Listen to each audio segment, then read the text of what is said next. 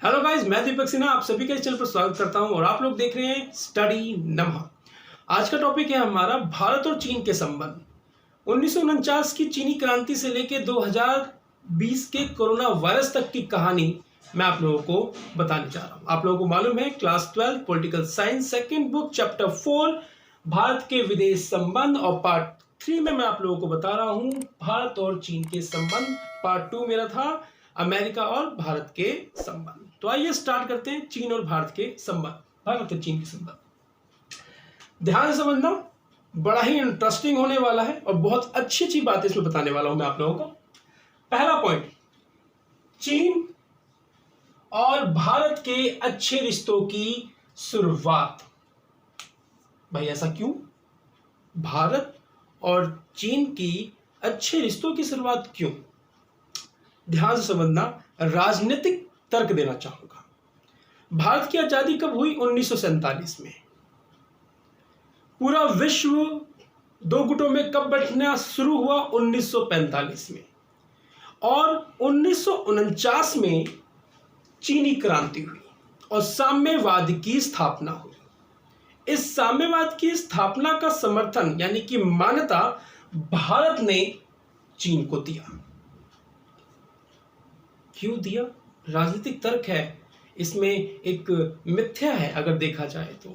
1947 में देश आजाद हुआ और देश आजाद होने के बाद यानी कि भारत 1947 में आजाद हुआ और आजाद होने के बाद विश्व के अंदर गुट निरपेक्षता की नीति को यह आगे लेके बढ़ा। अपनी विदेश नीति ये कहती है कि हमें दूसरे देशों, अन्य देशों के साथ अपने संबंध मधुर रखने हैं, अच्छे रखने हैं। और साम्यवाद की व्यवस्था जब चीन ने अपनाई तो भारत ने उसका जोरदार खुलकर समर्थन किया। तो यहां से हम कह सकते हैं कि भारत और चीन के संबंध यहां से अच्छे हुए। भारत और चीन से संबंध हमने अच्छे तो कर लिए, मगर यहां अमेरिका से एक खटास पड़ी क्योंकि भारत ने चीन का समर्थन किया था कम्युनिस्ट पार्टी साम्यवादी व्यवस्था को लेकर। अमेरिका इससे नाखुश था क्योंकि भारत उसके गुट में शामिल नहीं हुआ था और उसने चीन का समर्थन किया। तो यहां से हमारे और अमेरिका के रिश्तों में थोड़ी सी दरार आ गई थी। वो मैंने आपको अमेरिका के पार्ट में करवा रखा है, तो ये पॉइंट भी आप डाल सकते हो। तो आप कह सकते हो कि 1949 से भारत और चीन के रिश्तों में अच्छे रिश्तों की एक शुरुआत हुई। कारण ये था कि भारत ने मान्यता दी चीन की साम्यवादी सरकार कम्युनिस्ट पार्टी को। एक बात को बार बार रिपीट इसलिए कर रहा हूं कि आपके जहन तक बात पहुंच जाए। नेक्स्ट पॉइंट, नेहरू को चीन से विश्वास था लेकिन सरदार वल्लभ भाई पटेल को आशंका। किस बात की आशंका? नेहरू जी को चीन पर पूरा विश्वास था और सरदार वल्लभ भाई पटेल को चीन से आशंका। किस बात की?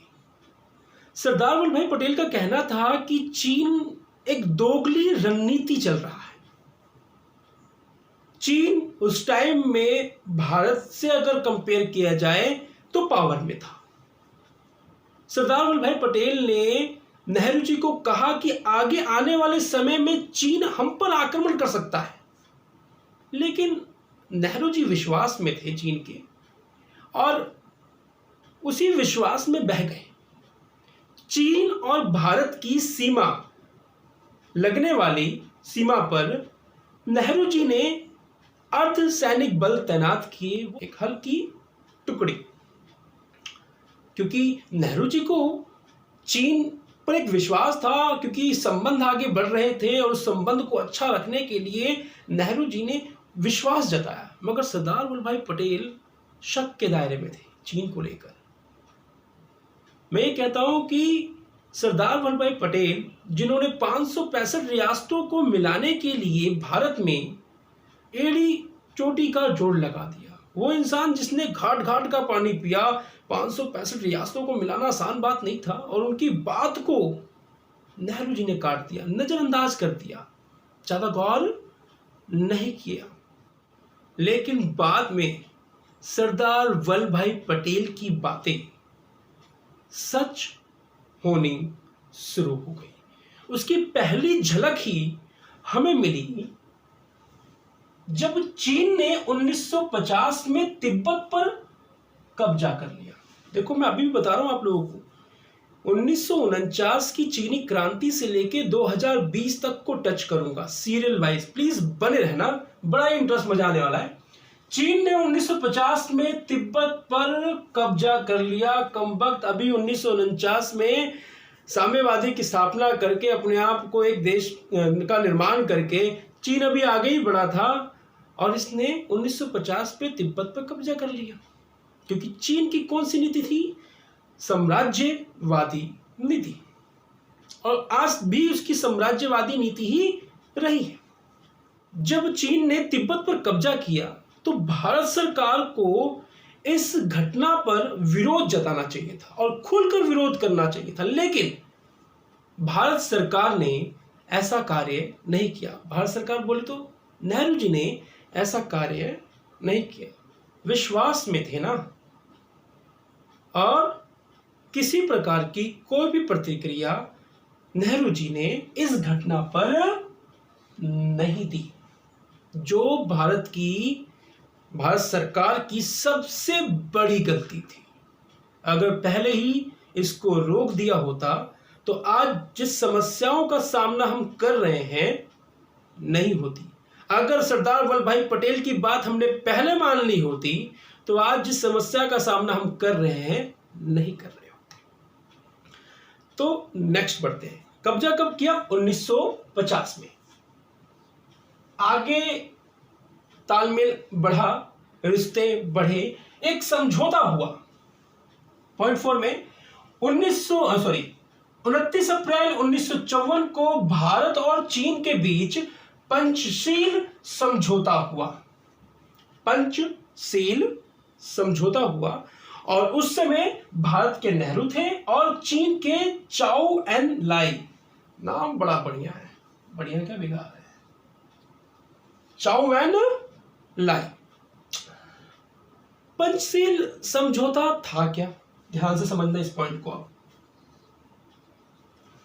पंचशील समझौता का अर्थ, पहला पॉइंट कहता है कि एक दूसरे की प्रादेशिक अखंडता और प्रभुसत्ता का सम्मान करना। चलो ठीक है, अच्छी बात है, हम आपका सम्मान करेंगे, आप हमारा सम्मान करना, डन, समझ में आती है। दूसरा पॉइंट, एक दूसरे के विरुद्ध आक्रमण कार्यवाही ना करना। यहां थोड़ी गड़बड़ है, तीसरे पॉइंट में तो और ज्यादा गड़बड़ है। एक दूसरे के आंतरिक विषयों में हस्तक्षेप ना करना। मुझे अभी ये 3 पॉइंट पढ़ते समय ये लग रहा है कि ये जो पंचशील समझौता हुआ था ये एक नाटकीय समझौता था। भारत इसको अच्छे रूप में ले रहा था, मगर मुझे चीन की इसमें एक चालाकी नजर आ रही थी। चालाकी नजर क्या आई गई जब 1950 में इसने तिब्बत पर कब्जा कर लिया। और थर्ड पॉइंट देखो क्या कहता है, एक दूसरे के आंतरिक विषयों में हस्तक्षेप ना करना, यानी कि चीन तिब्बत पर कब्जा करे और भारत इसके ऊपर कुछ बोले ना, क्योंकि ये चीन का आंतरिक विषय है।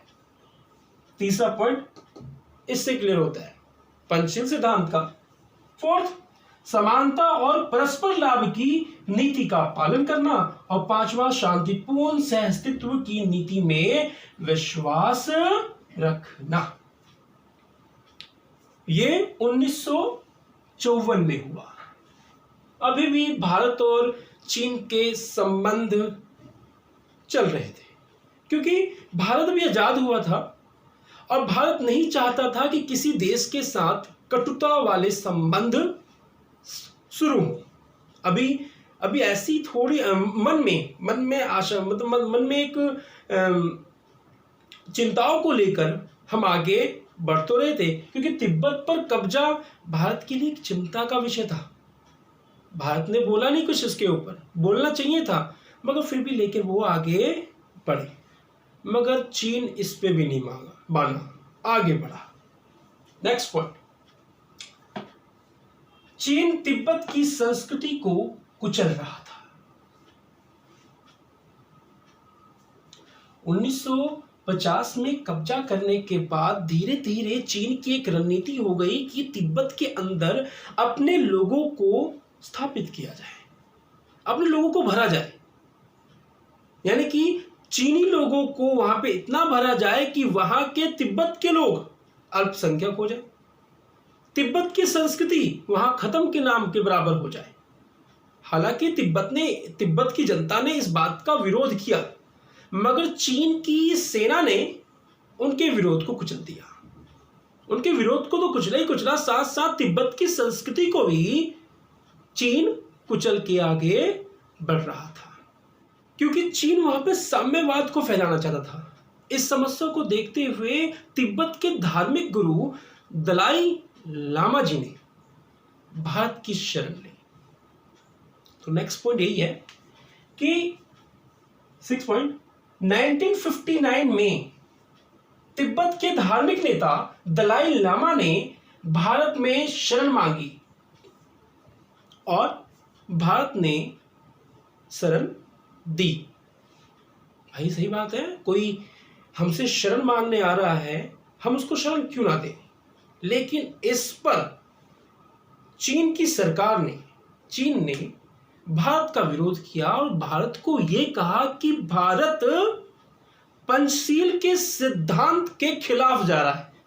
तीसरा पॉइंट, एक दूसरे के आंतरिक विषयों में हस्तक्षेप ना करना, यानी कि दलाई लामा को भारत जो शरण दे रहा है वो बिल्कुल गलत कर रहा है और पंचशील के इस सिद्धांत को मान नहीं रहा है। चीन ने इस बात का हवाला भारत को दिया और इसी बीच में चीन और भारत का एक सीमा विवाद भी चल रहा था। उस विवाद में चीन ने भारतीय भूक्षेत्र में पड़ने वाले 2 इलाके, ध्यान से इस चीज को नोट करना, जम्मू कश्मीर के लद्दाख वाले हिस्से के अक्साई चीन और अरुणाचल प्रदेश के अधिकांश हिस्सों पर अपना अधिकार बताया।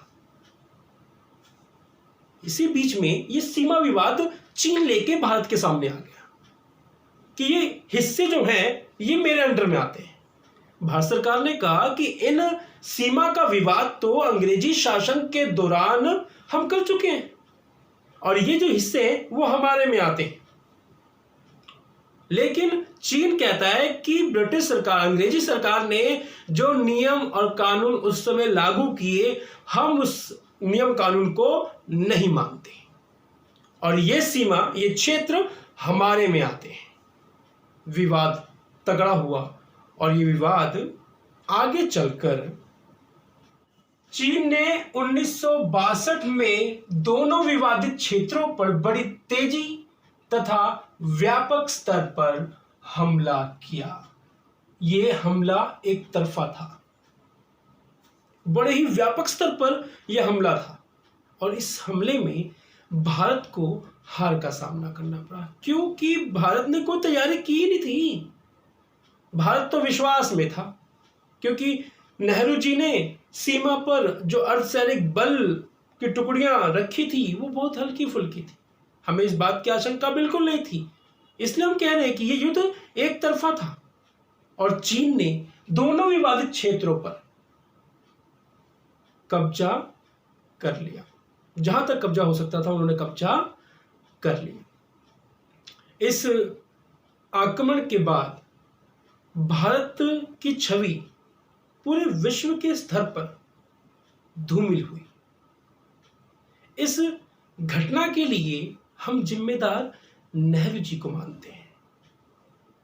कहा जा सकता है अगर नेहरू जी ने सरदार वल्लभ भाई पटेल की बात को मान लिया होता तो इस युद्ध का सामना अगर होता तो हम भी बिजोड़ तरीके से उसका सामना करते, क्योंकि हमने भी सीमा पर अच्छे तरीके से अपने सेनाओं को खड़ा कर रखा होता, जैसे 2020 में कर रखा है कि चीन की तरफ से हल्की सी भी कोई शरारत हो तो भारतीय सेना उसका मुंहतोड़ जवाब दे सकती है।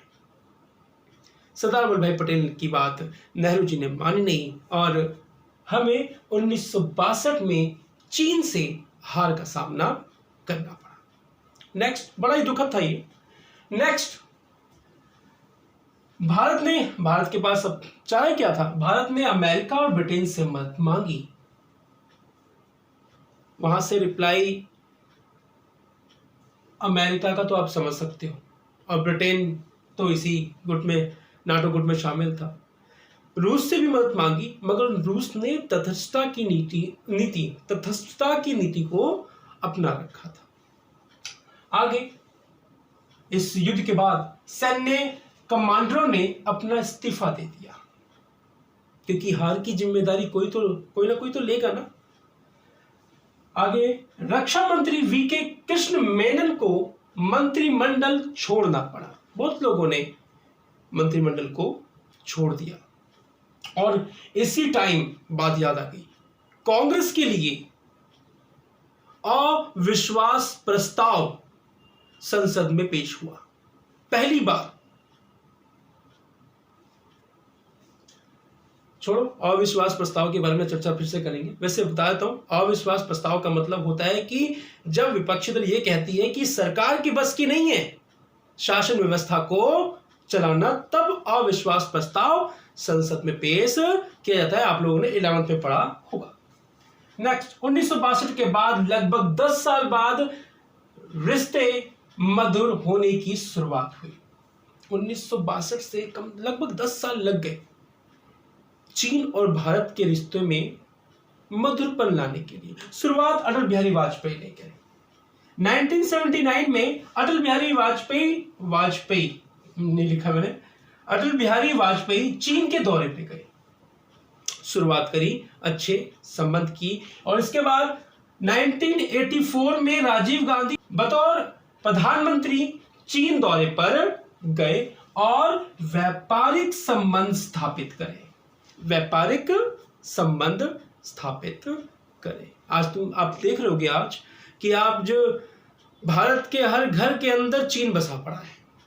चीन बसा पड़ने का मतलब यह है कि चीन के साजो सामान भारत के हर घर में मिलेंगे। आप चीन को हमारे त्योहारों से कोई मतलब नहीं है, मगर वो हमारे त्योहारों के, पूरे भारत के फेस्टिवल्स के सामान वो बनाता है, हर प्रकार के लेके, घर के दरवाजे के डोरबेल से लेकर भगवान की अगरबत्ती तक, धूपबत्ती तक, चीन का साजो सामान भारत में बिक रहा है।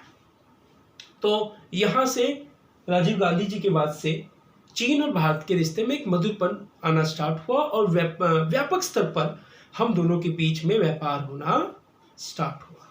अब बात करते हैं वर्तमान की। तो वर्तमान 2020,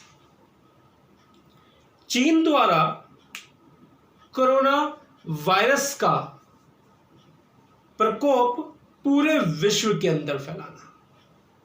हम तो कोरोना वायरस कह रहे हैं ना। अमेरिकी राष्ट्रपति डोनाल्ड ट्रंप सीधा बोलते हैं ये चीनी वायरस है। चीन के लैब के अंदर सर्वे से यह मालूम चला है कि 150 वायरस अभी उसके लैब में हैं। यानी कि 1945 में अमेरिका और सोवियत संघ हथियारों की होड़ में लगे हुए थे। आज देख लो एक वायरस जिसको कोई देख भी नहीं सकता, उसने पूरे विश्व में हाहाकार मचा रखा है। कुछ विद्वानों का तो यह भी कहना है कि चीन ने अपना विजन रखा था 2020, इसी बुक में आप पढ़ोगे 12th की क्लास में, कि चीन का विजन था 2020 में विश्व के अंदर अपने आप को सर्वशक्ति बनाना। कहीं ये कोरोना वायरस इसकी एक रणनीति तो नहीं। यानी कि आज पूरा विश्व चाइना को, चीन को शक की निगाहों से देख रहा है। भारत के साथ साथ चीन के संबंध अब अन्य देशों के साथ भी बिगड़ रहे हैं। भारत में आपने गलवान घाटी में देखा होगा कि किस तरीके से हमारे सैनिकों को मारा गया। हमारे सैनिकों ने भी कार्यवाही करी, पूरी कार्यवाही करी, लेकिन शुरुआत चीनी की तरफ से हुआ, चीनी सेना की तरफ से हुआ, जो गलत बात थी, निंदनीय बात है। और चीन का विवाद तो सिर्फ भारत के साथ, भारत की सीमा के साथ नहीं, चीन की जितनी भी सीमा आप देखते हो भारत को छोड़ के, चीन की जितनी भी सीमा लगती है और अन्य देशों से भी जो लगती है, उनके साथ भी चीन के विवाद चल रहे होते हैं। आज पूरा विश्व चीन को बायकॉट कर रहा है, चीनी सामान को खरीदना पसंद बिल्कुल नहीं कर रहा। बहुत से देशों ने चीनी सामान को पूरा बैन कर लिया है या कुछ % के लिए बैन किया है या उनके ऊपर इतना टैक्स लगा दिया है कि चीनी सामान उनके देश में ना बिके। भारत को भी देख लो, भारत ने चीनी ऐप को बैन किया। आज पूरे विश्व के अंदर चीन की छवि धूमिल होती जा रही है, उसके साम्राज्यवाद की नीति का पूरा विश्व विरोध कर रहा है।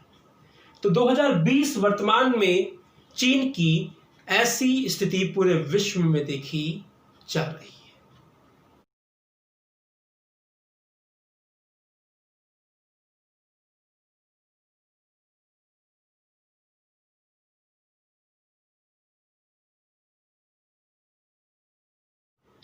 तो आशा करता हूं आप लोगों को समझ में आया होगा चीनी क्रांति से लेकर 2020 तक के कोरोना वायरस तक का सफर चीन और भारत के साथ का।